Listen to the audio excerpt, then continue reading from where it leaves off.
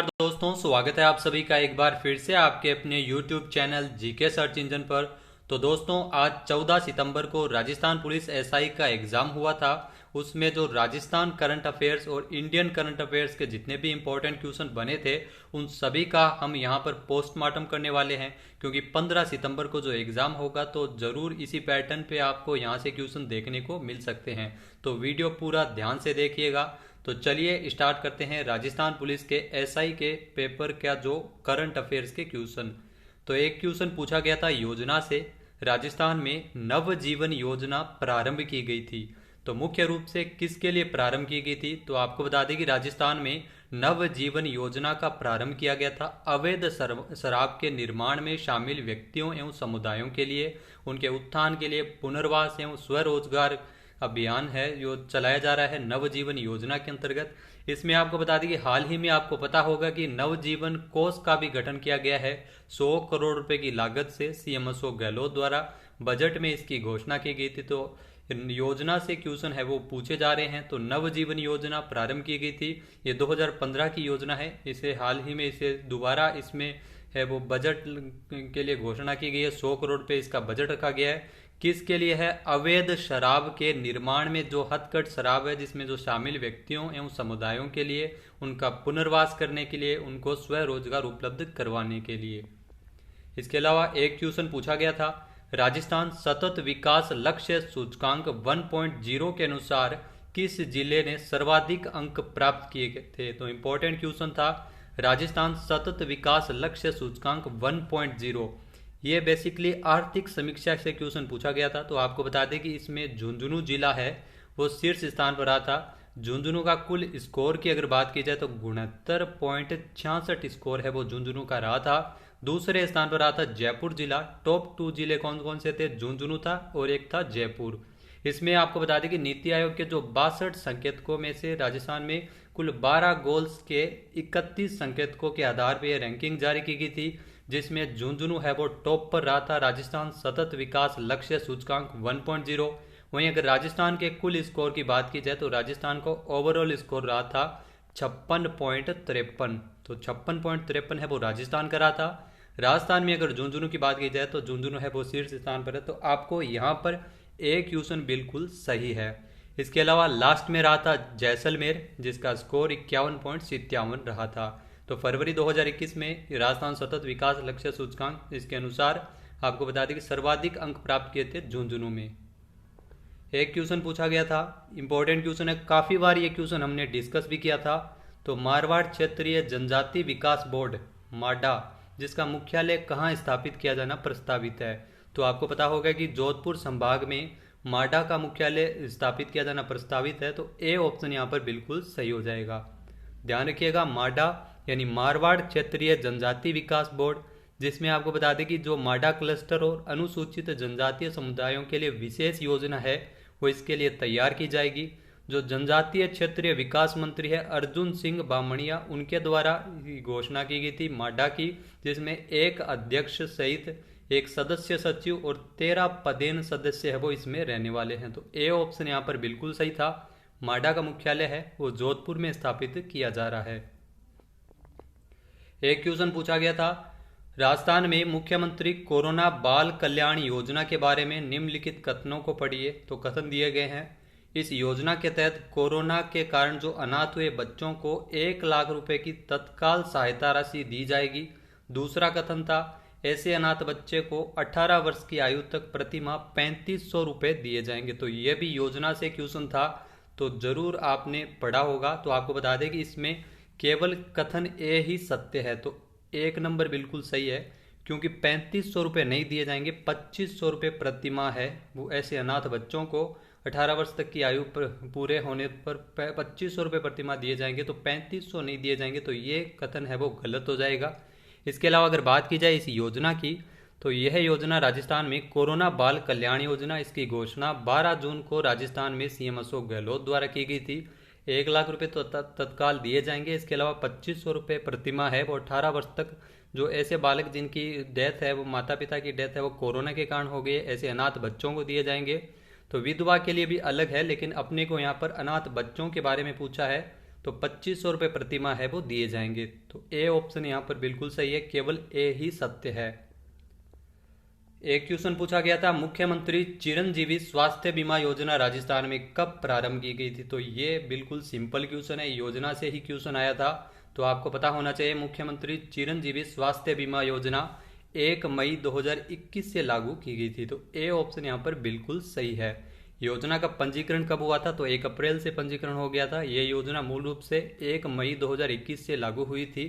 5 लाख रुपए का जो बीमा कवर है वो इस योजना में रखा गया था, दिया जाता है। इसके अलावा कल भी एक क्वेश्चन पूछा गया था जिसमें आपको बता दें कि जो कोविड-19 और हीमोडायलिसिस बीमारी को भी इसमें शामिल किया गया था, मुख्यमंत्री चिरंजीवी स्वास्थ्य बीमा योजना।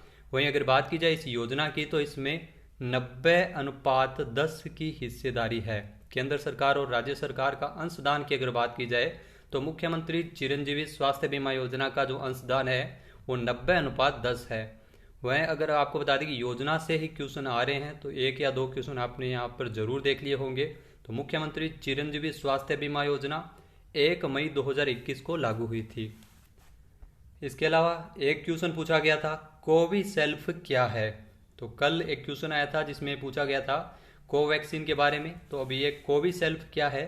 तो आपको पता होगा कि कोविसेल्फ है यानी सेल्फ टेस्ट कोविड-19 के लिए रैपिड एंटीजन परीक्षण किट है, जिसके माध्यम से आपको बता दें कि यह पुणे के माई लैब डिस्कवरी सॉल्यूशन की ओर से विकसित किया गया जो रैपिड एंटीजन परीक्षण किट है कोविड-19 के कारण जो कोरोना के चलते आपको बता दें, जिसमें आपको बता दें 15 मिनट में कोविड-19 का परिणाम है वो आ जाता है। कोविड टेस्ट के लिए ये रैपिड एंटीजन परीक्षण किट है। एक क्वेश्चन पूछा गया था, मार्च 2021 में बंद किया गया तालचर थर्मल पावर प्लांट कहां पर स्थित है? तो मार्च 2021 में बंद किया गया जो तालचर थर्मल पावर प्लांट है वो ओडिशा में स्थित है। तो बी ऑप्शन यहाँ पर बिल्कुल सही है।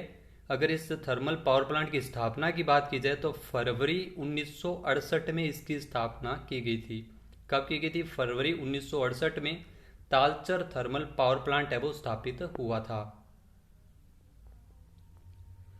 एक क्वेश्चन आपके सामने जो आज के पेपर में देखने को मिला था, भारोत्तोलक मीराबाई चानू किस भारतीय राज्य से संबंधित है? तो मीराबाई चानू का संबंध है वो मणिपुर से है।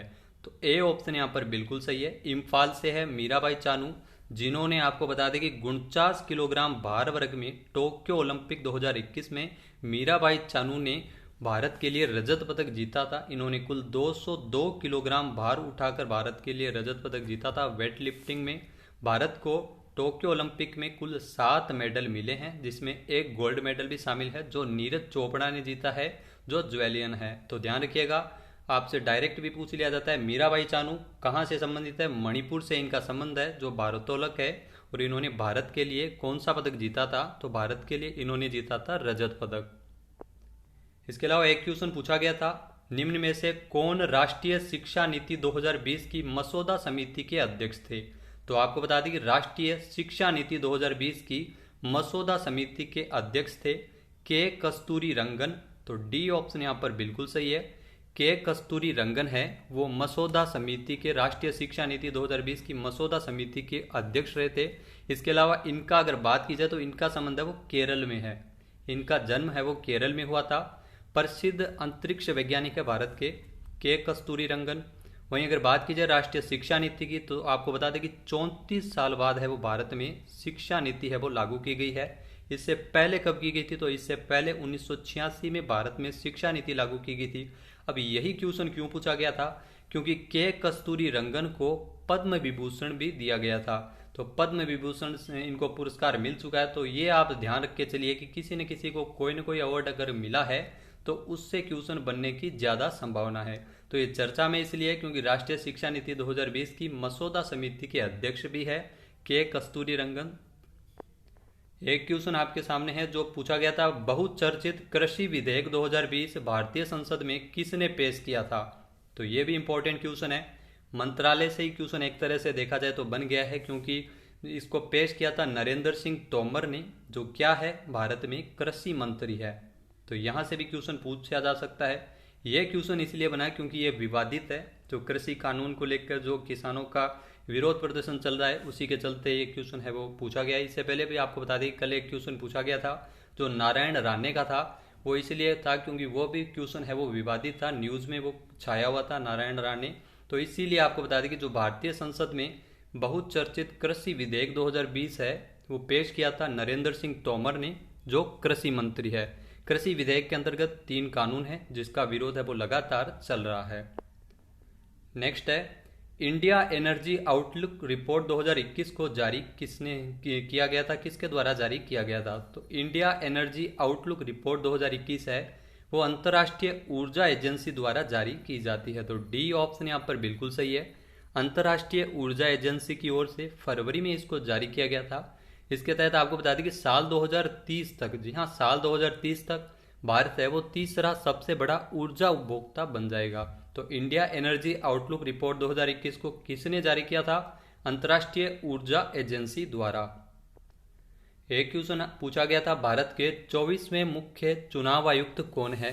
तो कौन क्या है से भी क्वेश्चन है वो बन रहा है। 24वें मुख्य चुनाव आयुक्त कौन है? सुशील चंद्रा। तो सी ऑप्शन यहाँ पर बिल्कुल सही है। इनको आपको बता दें कि 13 अप्रैल 2021 को, जी हाँ 13 अप्रैल 2021 को इन्होंने अपना कार्यभार ग्रहण किया था 24वें मुख्य चुनाव आयुक्त के रूप में। वर्तमान, इससे पहले ये निर्वाचन आयुक्त थे, मतलब चुनाव आयुक्त थे, और अभी ये मुख्य चुनाव आयुक्त बन गए हैं सुशील चंद्रा। इसके अलावा एक क्वेश्चन पूछा गया था प्रधानमंत्री कृषि सिंचाई योजना सूक्ष्म सिंचाई के तहत किसानों की सभी श्रेणियों के लिए केंद्र और राज्य की हिस्सेदारी कितनी है? तो आपको बता दें केंद्र सरकार और राज्य सरकार की हिस्सेदारी है वो 60-40 है। सी ऑप्शन यहाँ पर बिल्कुल सही है। तो इससे पहले आपको बता दें कि जो ये प्रधानमंत्री कृषि सिंचाई योजना है वो 1 जुलाई, जी हाँ 1 जुलाई 2015 में इस योजना को लागू किया गया था पीएम मोदी द्वारा। मुख्य लाभ क्या है? सिंचाई उपकरणों की खरीद पर सब्सिडी दी जाती है। तो 60-40 है वो इस योजना के तहत केंद्र और राज्य सरकार की हिस्सेदारी है। करंट अफेयर से एक और क्वेश्चन पूछा गया था भारत सरकार की पहल योजना संबंधित है। ये क्वेश्चन काफी बार हर एग्जाम में देखने को मिलता है, एनटीपीसी हो कोई भी एग्जाम हो। सिंपल क्वेश्चन है, उपभोक्ताओं के खाते में एलपीजी जो सब्सिडी का स्थानांतरण है पहल योजना इसी से संबंधित है। इस योजना की अगर बात की जाए तो यह योजना अगर 1 जून 2013 को 291 जिलों में शुरू की गई थी। उसके बाद 2 जनवरी 2015 को सभी पूरे भारत में इसको लागू किया गया था। हर एग्जाम में ये क्वेश्चन देखने को मिलता है, हर बार रिपीट होता है। पहल योजना उपभोक्ताओं के खाते में एलपीजी अनुदान हस्तांतरण, तो रट लीजिएगा, आगे भी आपको पता होगा कि ये क्वेश्चन है वो रिपीट होता रहता है। इसके अलावा एक क्वेश्चन पूछा गया था भारत सरकार ने सुधार पैकेज जो आत्मनिर्भर भारत अभियान की घोषणा की थी, ये प्रोत्साहन पैकेज भारत के सकल घरेलू उत्पाद का कितना प्रतिशत था? मोस्ट इंपॉर्टेंट क्वेश्चन है, इसीलिए चर्चा में है। कोरोना के कारण जो भारत की आर्थिक स्थिति बिगड़ गई थी, उसी के चलते आत्मनिर्भर भारत अभियान की घोषणा की थी। जो कुल सकल घरेलू उत्पाद का जो पैकेज है वो 10% था जीडीपी का। तो बी ऑप्शन यहाँ पर बिल्कुल सही हो जाएगा। 20 लाख करोड़ रुपए, जी हाँ 20 लाख करोड़ रुपए इसकी घोषणा की गई थी इस पैकेज की, जो कुल सकल घरेलू उत्पाद यानी जीडीपी के 10% के बराबर था। तो 12 मई को इसकी घोषणा पीएम मोदी द्वारा की गई थी। उसके अलावा एक क्वेश्चन पूछा गया था आईटी नियम 2021 में ट्रेसेबिलिटी प्रावधान क्या है? ट्रेसेबिलिटी आपको पता होगा कि जो व्हाट्सएप की गोपनीयता को लेकर विवाद चला था आईटी मंत्रालय की ओर से, तो ट्रेसेबिलिटी प्रावधान है नए आईटी नियम 2021 के अनुसार, जिसमें किसी भी सूचना के प्रथम निर्गतकर्ता की पहचान प्रदान करने की सोशल मीडिया मंचों की विधिक जिम्मेदारी है। यानी कोई भी सोशल मीडिया है वो पर्सनल जो चैट है व्हाट्सएप के माध्यम से, तो वो डाटा लीक न हो, गोपनीयता बनी रहे, इसको लेके आईटी नियम और व्हाट्सएप और ट्विटर के मध्य अभी भी खासा विवाद चल रहा है। तो ये आईटी नियम 2021 में ट्रेसेबिलिटी का प्रावधान ये है, ऑप्शन बी यहाँ पर बिल्कुल सही हो जाएगा। इसके लिए व्हाट्सएप को नोटिस भी जारी किया गया था। उसके अलावा एक क्वेश्चन पूछा गया था भारत द्वारा टोक्यो ओलंपिक 2020 में जीते गए पदकों की संख्या कितनी है? तो 2 क्वेश्चन टोक्यो ओलंपिक से पूछे गए हैं इस आज वाले पेपर में। तो टोक्यो ओलंपिक 2020 में कुल जीते हैं 7 मेडल। ए ऑप्शन यहाँ पर बिल्कुल सही है, जिसमें आपको बता दें कि 1 तो गोल्ड मेडल है, 2 है रजत पदक और 4 है कांस्य पदक। गोल्ड मेडल किसने जीता है ये आपके लिए खासा इंपॉर्टेंट है, नीरज चोपड़ा ने जीता है। ज्वेलियन है जो भारत के लिए, इन्होंने ज्वेलिन थ्रो में भारत के लिए गोल्ड मेडल जीता था। टोक्यो ओलंपिक 32वें टोक्यो ओलंपिक का आयोजन है वो किया गया था 23 जुलाई से 8 अगस्त तक, जिसमें भारत है वो 48वें नंबर पर रहा था। पहले स्थान पर कौन रहा था ये भी आपको ध्यान में रखना है। तो पहले स्थान पर अमेरिका रहा था। भारत की रैंकिंग 48वीं रही थी। भारत ने कुल 7 मेडल है वो टोक्यो ओलंपिक 2020 में जीते थे।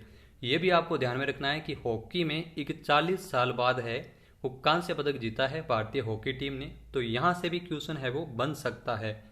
इसके अलावा आप ध्यान रखिएगा, एक और क्वेश्चन बनने की प्रबल संभावना है।